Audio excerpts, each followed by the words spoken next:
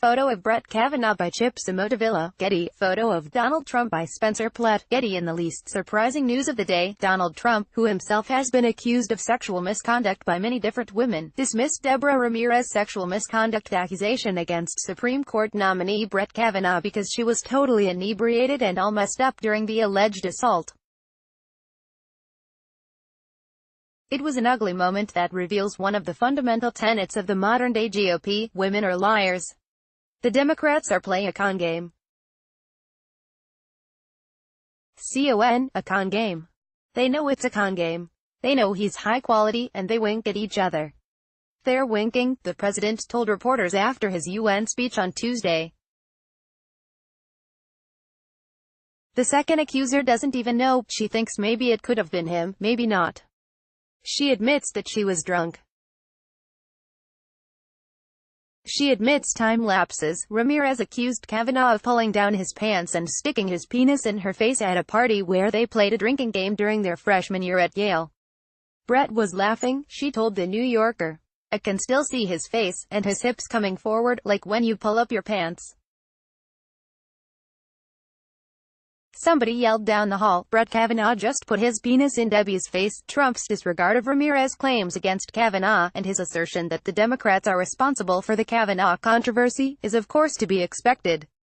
He evidently sees accusations of sexual wrongdoing as a kind of game. During the 2016 election, he held press conferences with the women who accused Bill Clinton of sexual assault, even bringing them to one of his debates with Hillary in order to rattle his opponent. At the same time, he was denying all of the claims of harassment and misconduct leveled against him.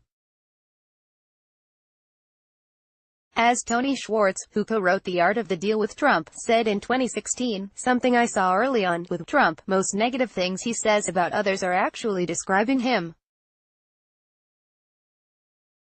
Read his tweets with that in mind. The president's statement also lines up with advice he reportedly gave a friend about allegations from women. According to Bob Woodward's new book, if you admit to anything and any culpability, then you're dead.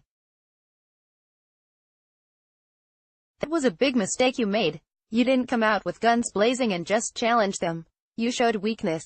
You've got to be strong.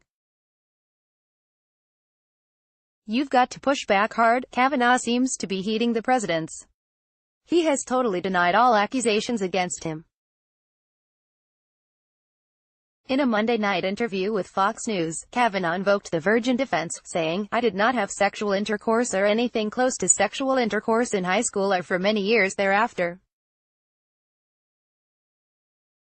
I never sexually assaulted anyone, not in high school, not ever. Trump and his fellow Republicans' decision to stand by Kavanaugh is indicative of what little esteem the party has for women. Their strategy of painting the accusers as fabulists or part of a conspiracy has the effect of making them seem callous toward any woman who has a story about a powerful man taking advantage of her. This blatant ill regard for 50.9% of the population may hurt the GOP come Election Day. Recent polling has shown women favoring Democrats by huge margins in key Senate races, and younger women are especially hostile to the Trumpian right. Per New York Magazine. A new Pew generic congressional ballot question posed to a large sample of registered voters, women under the age of 35, tilt Democratic by a 68.24 margin. This suggests pretty clearly that odds of a Democratic wave in the 2018 midterm rest heavily on a strong turnout from young women, who are rejecting Trump and his party by near-historic margins.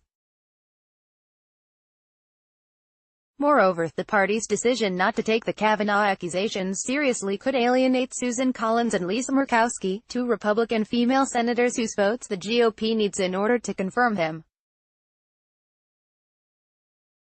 We are now in a place where it's not about whether or not Judge Kavanaugh is qualified, Murkowski told the New York Times on Monday. It is about whether or not a woman who has been a victim at some point in her life is to be believed. We have to listen to what accuser Christine Blasey Ford will say on the record, under oath, and what Judge Kavanaugh will say on the record, under oath. Ford is set to testify on Thursday.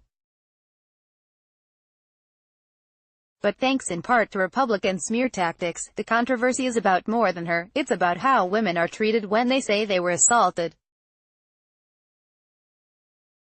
Kavanaugh may be confirmed, but the response by the GOP to Ford's claims may lose a lot of elections in November. Follow Eve Pazer on Twitter and Instagram. This article originally appeared on Vice US.